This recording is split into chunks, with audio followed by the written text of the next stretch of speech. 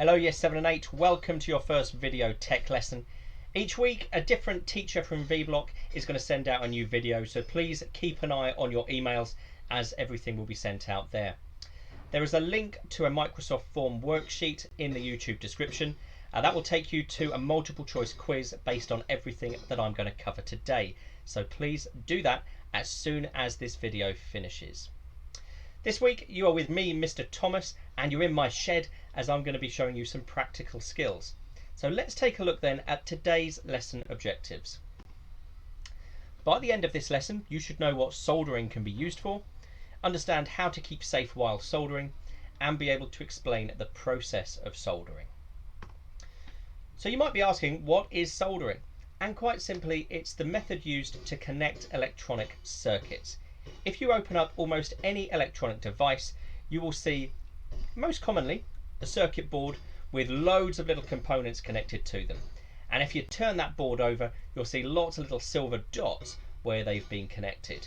Soldering is the process of joining these electronic components, and effectively it uses metal to melt in and act as a glue to connect these together. So I'm going to show you how to create a very simple electronic circuit today using the method of soldering. Let's have a look then at some of the equipment that we're going to use today. So the first one I've got is the soldering iron. This is the most important piece. This is what makes it all happen. And essentially it's a little handheld device that heats up. And this whole silver metal part down the end here is what heats up.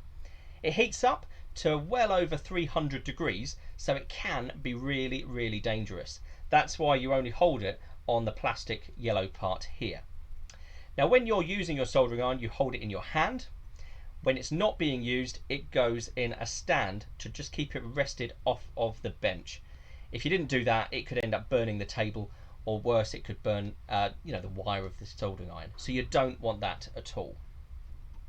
The next thing we're going to use today is solder, and this is the metal that we're going to melt, and it acts as the glue that joins our circuit together. So it's a really thin, really flexible wire, and it melts at about 300 degrees as well. So it's really good for working with our soldering iron.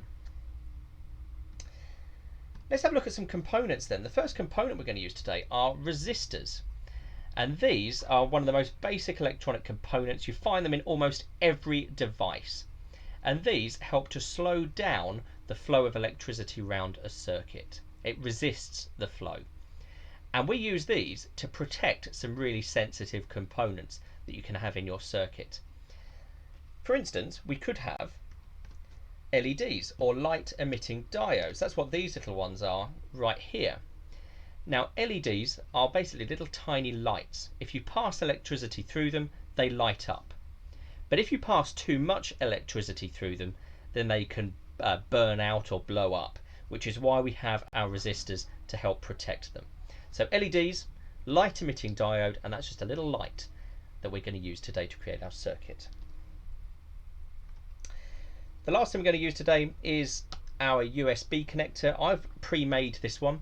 So this plugs into any USB connection, and it's going to give out 5 volts through the end of this cable. And that's going to be more than enough to power our LEDs. We also have a printed circuit board, or PCB. This is going to be what we connect all of our components to, and it's going to act as our circuit. And essentially inside here we've got copper tracks or wires that connect everything in the right way. Now on the top it shows you where all of the components go with those little white markings. Underneath we've got the pads that we're going to connect using our solder. So PCB, printed circuit board, that's going to be our key part for making sure this all goes together today. Let's start then by connecting some components using our soldering iron. And I'm going to start off with our resistors. Now I'm going to take them off of the little piece of tape, and to make sure they fit through our circuit board, I'm going to bend the legs, the little wires poking out of it, so they're about 90 degrees. So it looks like that. I'm then going to take my circuit board and poke them through the top of the board out through the bottom. And to make sure they don't fall off, I'm going to hold it underneath and I'm just going to bend the wires out so that when I hold the board, the resistor stays in place.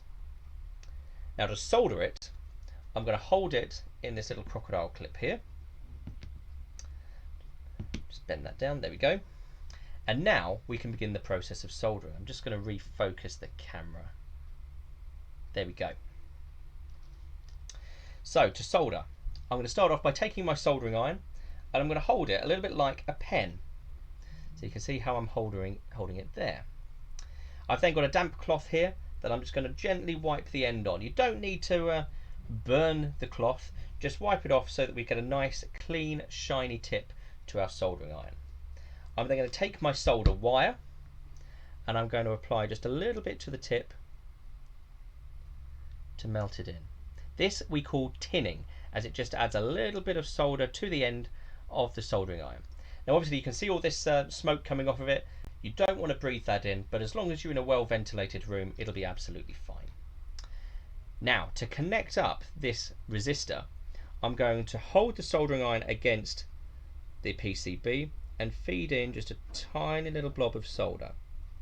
And that's all it is. If I do the same on the other side, hold the soldering iron, feed in some solder, and you get a nice little solder joint. Wipe off the soldering iron when you're done and make sure it goes back in the stand. Now it might be a little bit warm, so be careful, but this is what we should see. Let me try and get it focused. There we go. So you can see we've got two little blobs of solder, and that means that the resistor can no longer fall out. To remove the excess wire, I'm going to use a pair of wire cutters, and you want to trim it down as close to the circuit board as you can. And there we have it. I'm going to do the same now for my remaining two resistors. So I'm going to take the two resistors, I'm going to bend those legs so that I can fit them through the holes on the circuit board. And I'm going to do two at a time this time, so I'm going to feed them from above, bend those wires out so that they don't fall out.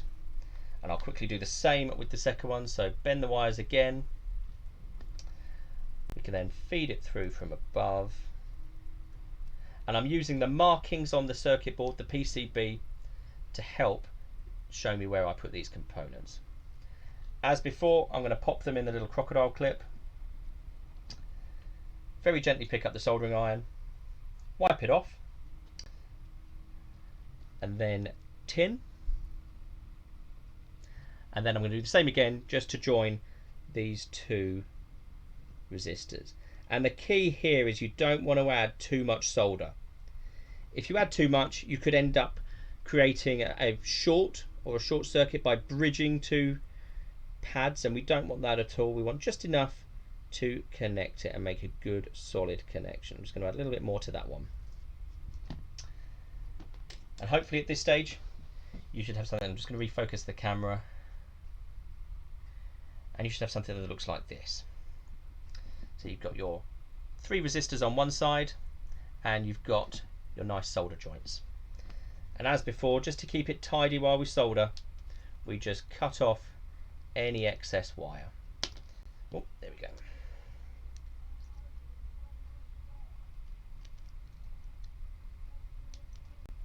So resistors are a nice easy component to solder in. They can go any way round as long as you put them in the right place. If we move on to our second component now, the LED, we have to be a little bit more clever with this one, as LEDs have this thing called polarity.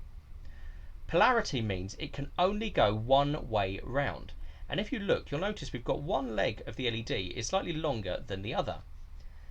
This means we've got a positive and a negative, and if we get these round the wrong way, they will not light up. So that's why polarity is so important.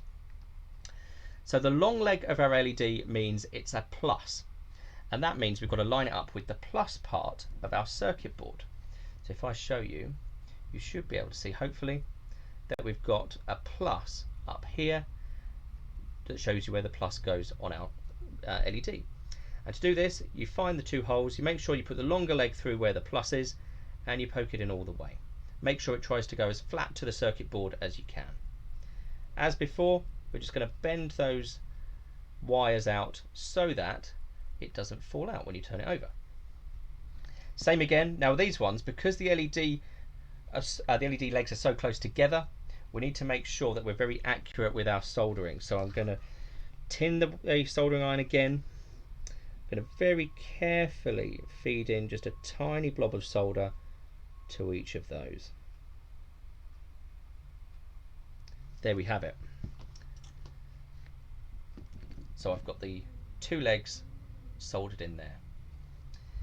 Use the wire cutters again to snip off the excess wire, and then I'm going to repeat this for my remaining LEDs. I've only got 2 more LEDs to fit. So again, being very careful to make sure that the long leg goes through where it says plus, and then just bend those wires well out the way so that they don't fall out. I'll do the same again for this one. Can be quite fiddly to get these in. Then bend those wires to hold it in place. So now I've got them in place, back into my little crocodile clip, and I will solder them together.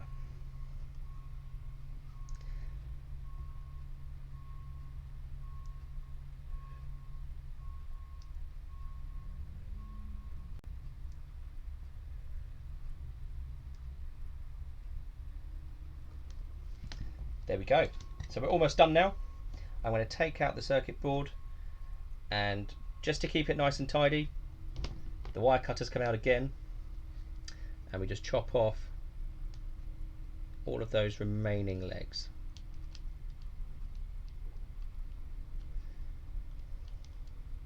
It keeps our circuit board nice and neat, and it makes sure that these little wires aren't going to create any short circuits. And that leaves us with a really nice circuit board. Now that circuit board's great. It's all connected up. We've got our 3 LEDs and our 3 resistors all in place. But currently it does nothing. We can't power it up. And to do that, we're going to connect it up to our USB connector. So I've pre-soldered this one already, and it's got a wire on it ready to go. I now need to strip the ends of the wire to show the copper, the metal inside, before I connect it up to our circuit board. To strip the ends of the wire, I'm going to use my wire cutters, and I need to strip a tiny amount, maybe less than a centimetre from each end.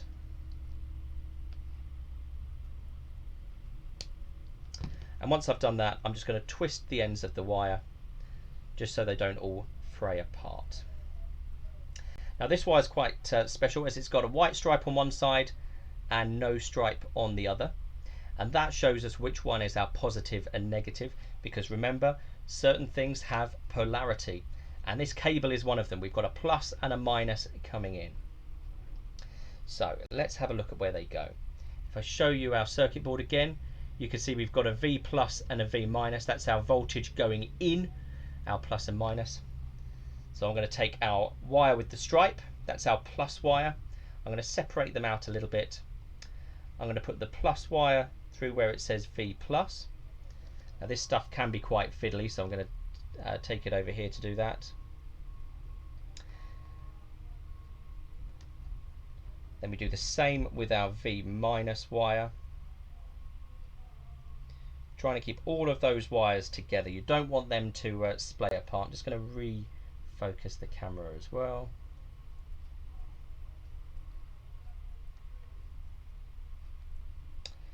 And then as soon as you've got them through, just bend them over like so they don't fall out, and then back into the little crocodile clip for the final bit of soldering. Let's just center that camera again.